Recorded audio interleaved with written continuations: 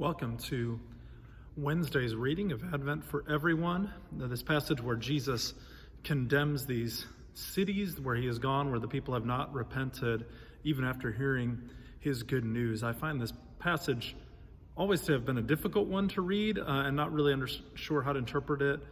And I think Wright gives us some really nice keys to interpreting it. In fact, his main vision of how it interpreted it is through this vantage point that a bunch of the people are seeing Jesus as this rebellious son of Israel, one who isn't following the true way of God because he's partying all the time and he's with these riffraff, bad people, the kind of people that Israel should not aspire to be.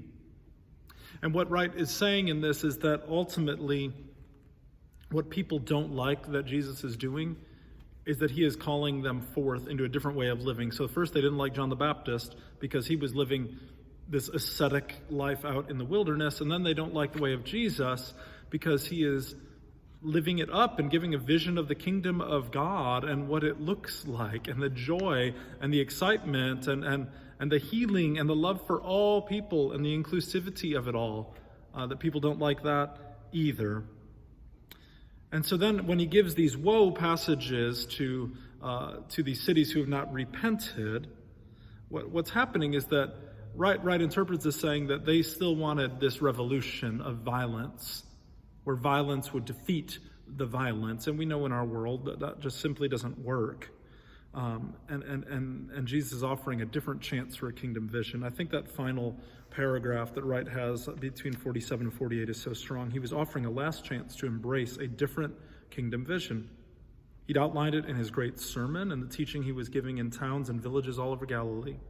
He was living it out on the street and in houses filled with laughter and friendship. He was showing how powerful it was with his healings.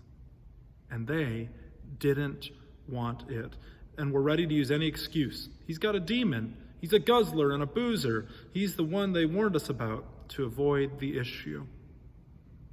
Friends, how do we avoid the issue of following in Jesus' kingdom and in living his kingdom way?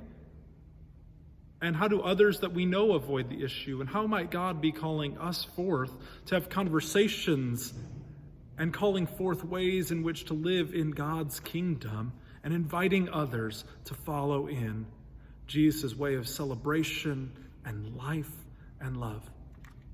Have a great Wednesday.